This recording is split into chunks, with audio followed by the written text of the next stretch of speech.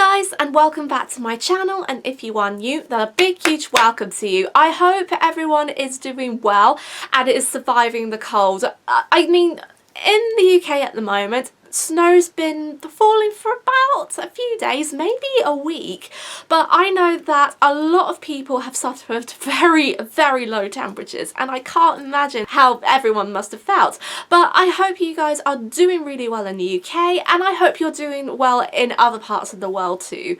Today's video is going to be something that I don't really want to rant about, because I personally understand that everyone's in a difficult situation right now, particularly the National Health Service, but this is something that recently came up and I thought that I would want to talk about it because I'm trying to understand what's going on, and there have been a few hiccups in between, but we're just going to probably have to see how everything goes. So I want to talk about epilepsy and the COVID-19 vaccine. The last video I did was me talking about me getting the vaccine in the early stages before I actually get it. So in other words, me before the vaccine. But since then, I found out that getting it hasn't been really the easiest challenge, because somehow I have been misplaced, and I really wanted to find out why. So my family and I did a little bit of digging into what was going on, and we contacted my GP and we were trying to find what's happening. And what happened was that patients who have epilepsy and should have been in the vulnerable category, they were how misplaced into different sections and not in that category. And this was some information we found from the Epilepsy Society only yesterday.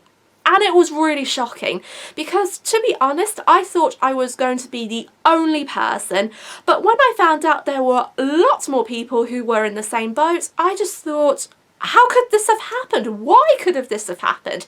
And that's why I really wanted to talk about it. In the previous video, I mentioned the chart already, but if you want to have a look at it, I will leave the link to it again in the description box down below. So if anyone wants to have a look about the information charts, or if they want to find out more about what category they're in, I will leave that.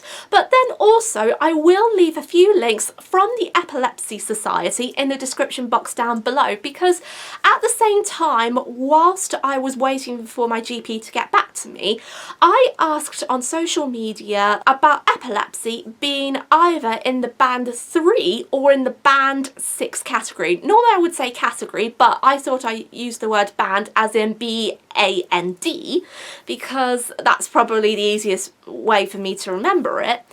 And I found out that epilepsy should have been in band 6. And I think that's about right. We also contacted the National Health Service in England to ask what was going on and what was happening. And even though we emailed them yesterday, we haven't had a response from them since then. But I can personally understand that, because I know that the NHS have been very overwhelmed recently, and well, not just recently, but throughout the whole process of the whole year. And I think in some of the confusion, something must have gotten mixed up, or there was a technical error, or maybe there have been some changes that they were planning but haven't been released yet. And this is why I didn't really want to go into a rant as much. But when it comes to thinking about why epilepsy should be in the vulnerable group, I had to have a think back on to why it should be the case. But I could be wrong in this, because to be honest, I'm no medical expert, but I can really imagine of what might happen if it was to be the case. And also, I've never been tested positive for COVID, and I hope I never will, touch wood. But I can imagine that if there is someone with epilepsy, depending on what type of seizures that they have and what type of medication that they're on, if they are tested positive for COVID and they show one or more symptoms, I can imagine that it would make them very vulnerable, because if they do, those seizures could be really serious. And this is the thing that I really worry about for myself, but not just for me, but for others too. I don't know really what's going to happen in terms of updates or where everything is going, and it could take some time, or it could be in the process where everyone with epilepsy would have to wait a little bit longer than they should, or probably shorter, but who knows, and it's going to be a mystery for a little bit.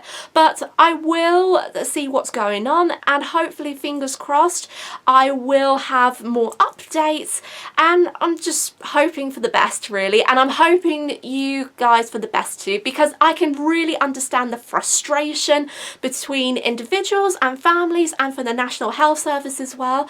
But hopefully everything will get sorted soon, and I'm keeping my double fingers crossed for you. I'm going to be drawing this video to a close right here, and I hope you guys are doing super well. And I know that for the past few months everything's just been very tricky, but hopefully within 2 weeks we should hear about what's going on in terms of lockdown updates, because I know the date already. But I'm keeping my fingers crossed and hoping for the best, and I will do more videos at some point, but at the moment I'm intending to do 1 video a week because of me keeping busy and life in general. But then yeah, that's all I really have to say. And until then guys, I hope you have a wonderful day wherever you are in the world. And as always remember to keep on dreaming and never stop believing. Stay safe, stay well, and I'll see you very soon. Bye!